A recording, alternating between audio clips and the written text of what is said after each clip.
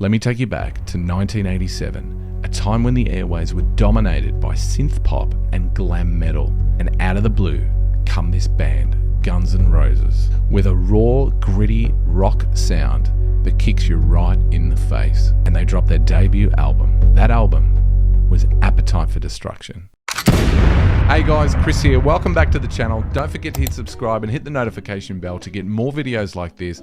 But today we are going to talk about the album Appetite for Destruction by Guns N' Roses. So this album was released July 21, 1987 and got a really slow start on radio as they were a little bit too scared to touch its fiery, unapologetic tracks. But it was MTV's heavy rotation of the song Welcome to the Jungle where things changed. People could not resist the raw, chaotic chaos of Guns N' Roses, and the album rocketed to the top of the charts. Appetite for Destruction sold 30 million copies worldwide and became the best-selling debut album of all time.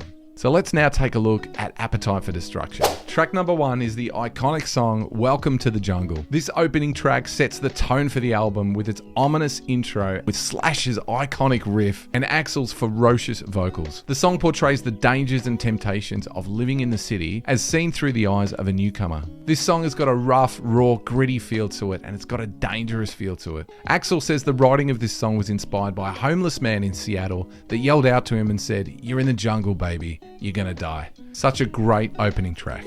Track number 2 is the song It's So Easy. This song's got a bit of a mid-tempo swagger to it, and this song talks about the wild lifestyle of the band members, talking about women and money coming easy to them as they gain fame. This song was written by Duff McKagan, the bass player, with his friend West Arkeen, and captures that raw, gritty punk element to Guns N' Roses.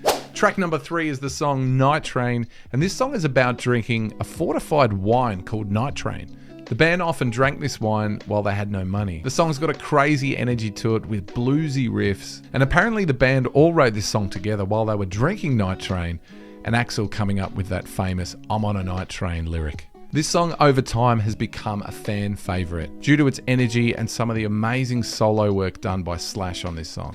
Track number 4 is the song Out to Get Me, and this song is a defiant, adrenaline-fueled track. It really captures Axl's frustration with authority figures and societal expectations. This song has got such an aggressive tone to it, and it really reflects the rebellious nature of the band. Axl said he based the song on being arrested a few times as a teenager for petty offences. Out to Get Me is probably one of the rawest songs on this record. Track number 5 is the song Mr. Brownstone, and Mr. Brownstone's almost got a funk vibe to it. The song is about the band's struggle with drug addictions and written with a dark kind of humour. The song apparently was written in one single afternoon by Slash and Izzy Stradlin on the back of a grocery bag during a party at one of their apartments. The groove-driven guitars on this track and the catchy melody and lyrics make this song an absolute hit. Number 6, you've got the song Paradise City, and Paradise City almost sounds like a stadium anthem. For such a raw, gritty rock record, the diversity in the songs is starting to show. Paradise City is one of the most recognisable songs on the album. The song starts with a soft intro of chords, then building into this explosive climax of distortion. The Paradise City chorus came together when the band was jamming in the back of a van, and apparently the lyric "where the grass is green and the girls are pretty" was suggested by Slash, and it just stuck. Paradise City is an epic song, and even today they generally play this song as the last song at the end of their concerts.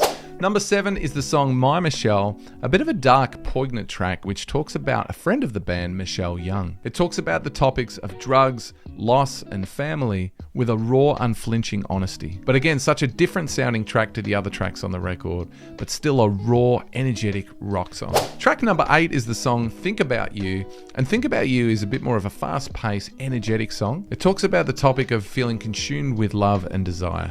It's one of the lesser played tracks live, but it shows how good the band is at balancing energy and melody. So track number 9 is the song we've all heard of, Sweet Child of Mine. Sweet Child of Mine is a rock ballad with that iconic guitar riff, probably one of the most iconic guitar riffs of all time. The lyrics were apparently a love letter to Axl's girlfriend at the time, Erin Everly, and it went on to become the band's only #1 single. The famous story goes that Slash played this riff as a joke, and the band actually liked it, and it became this smash hit that you hear today.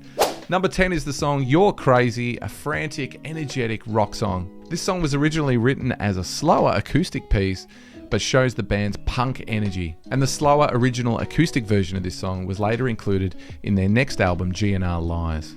Number 11 is the song Anything Goes, a sleazy, no holes barred, hedonistic track. The gritty lyrics and the raw delivery of this track make it one of the most provocative songs on the album. This song was actually an older piece from the band's early days, and they reworked it to include it on this album. Track number 12, the closing track on the album, is Rocket Queen. It's the perfect mix of hard rock, emotional vulnerability, and experimentation that really shows how good Guns N' Roses are. The song's made up of two parts, with the first part being a gritty, swaggering ode to a rebellious woman, with the second half of the song transitioning into something a little bit more soft and tender, with Axl talking about support and understanding.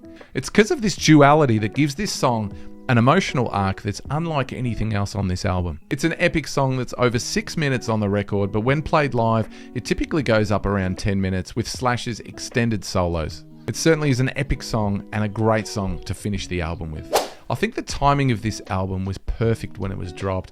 It was a time of glam metal, it was the time of synth pop, and this was so raw, hard and real. It was the reality check that I think people wanted to hear at the time. Because it was from there that rock started to get a little bit more raw, a little bit more gritty, and led into the grunge era that we know in the 90s. And even thinking about it now, bands like Motley Crue released their Dr. Feelgood album in 1989, which was a lot more raw and gritty, and the direction changed. It's an incredible album and an important time in rock history to remember.